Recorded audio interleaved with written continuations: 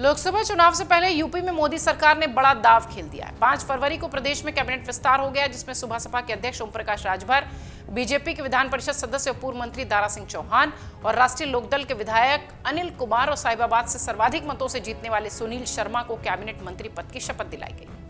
मंत्रिमंडल के विस्तार के बाद अब योगी सरकार में 2 उप मुख्यमंत्री, 22 कैबिनेट मंत्री, 14 राज्य मंत्री स्वतंत्र प्रभार के साथ और 20 राज्य मंत्री सहित कुल 56 मंत्री हो चुके हैं। इसके साथ ही पार्टी ने बीएसपी के वोट बैंक में भी सांधमारी की पूरी तैयारी कर ली। दरअसल राष्ट्रीय लोकदल ने पुरकाजी विधायक अनिल कुमार को मंत्री बनाकर पश्चिम में अपना दायरा बढ़ाया है। आरएलडी के अध्यक्ष चौधरी जयंत सिंह ने टिकटों के बंटवारे और अनुसूचित जाति के विधायक को योगी कैबिनेट में मंत्री बनाकर जाट गुर्जर के बाद अनुसूचित समाज को भी साधा है। उन्होंने अंतिम समय में अनिल को मंत्रिमंडल में शामिल कराकर अनुसूचित जाति के लोगों को एक बड़ा मैसेज दिया है। योगी कैबिनेट में पश्चिम से अनिल एकमात्र दलित नेता मंत्री बने हैं। ऐसा करके आरएलडी ने लोकसभा चुनाव में बीएसपी के वोट बैंक में भी सेंधमारी की है। आरएलडी के अध्यक्ष चौधरी जयंत सिंह ने लोकसभा चुनाव के मद्देनजर बीजेपी के साथ गठबंधन करके अपनी ताकत को बढ़ाने का जो दायरा है उसे और ओपन किया है। उन्होंने बड़े निर्णय लेकर राजनीतिक विशेषज्ञों के साथ ही पार्टी नेताओं को भी चौंकाया। जयंत ने अपने परिवार की पारंपरिक बागपत लोकसभा सीट छोड़ दी और एक साधारण कार्यकर्ता डॉक्टर राजकुमार सांगवान को यहां से प्रत्याशी बनाया। उन्होंने टिकटों के बंटवारे में जाट समाज के डॉक्टर सांगवान को बागपत और गुर्जर समाज के विधायक चंदन चौहान को बिजनौर से प्रत्याशी बनाया। एमएलसी के लिए योगेश नौहवार को टिकट देकर ब्रज के नाराज कार्यकर्ताओं और जाट समाज को भी मना लिया गया है। जाट और गुर्जर को साधने के बाद उन्होंने विधायक अनिल को अचानक मंत्री बनाकर अनुसूचित समाज को भी साधने का काम किया। जैन चाहते तो जाट समाज के ही 4 विधायकों में से किसी को भी मंत्री बना सकते थे। सबसे वरिष्ठ विधायक राजपाल बालियान का नाम तय भी हो चुका है। उन्हें 2 दिन पहले लखनऊ पहुंचने का संदेश भी मिल चुका है, मगर ऐन वक्त पर जयंत सिंह ने पुरकाजी विधायक अनिल को मंत्री बनाकर अनुसूचित समाज के लिए एक बड़ा संदेश दिया है।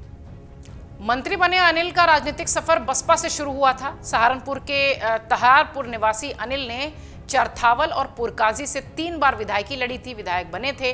दोनों ही जनपदों में अनुसूचित समाज के लोगों में अच्छी उनकी पैठ है। राष्ट्रीय लोकदल यानी आरएलडी जो है वो 4 सदनों में प्रतिनिधित्व करने की बात कर रहा है, यानी विधानसभा, विधान परिषद और केंद्र में लोकसभा और राज्यसभा, जिसमें वो सफल होता भी नजर दिखाई पड़ रहा है।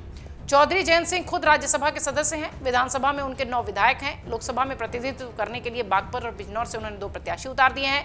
उत्तर प्रदेश विधान परिषद में प्रतिनिधित्व के लिए योगेश नौहवार को उन्होंने प्रत्याशी बना दिया। अब देखिए कि किस तरीके से आरएलडी धीरे धीरे दबे पांव से आगे बढ़ रही है। अगर देखा जाए तो दलित राजनीति के सबसे बड़े खिलाड़ी बन चुके हैं अनिल कुमार।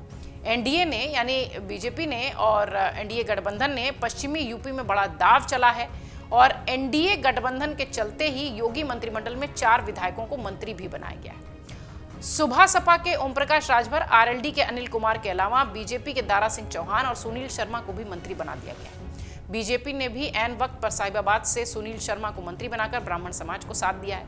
ओवरऑल अगर देखा जाए तो आरएलडी जिस तरह से धीरे धीरे अपने आप को मजबूत कर रही है, चाहे वो राज्य में हो, चाहे वो केंद्र में हो, चाहे वो राज्य के दोनों सदन में हो, चाहे वो संसद में हो, उनकी जो तैयारी है वो धीरे धीरे ये बताती है कि निश्चित तौर पर आरएलडी मजबूती के साथ आगे बढ़ रही है। और सबसे पहले एक बड़ा वार कटाक्ष उन्होंने बीएसपी पर किया है, मायावती पर किया है।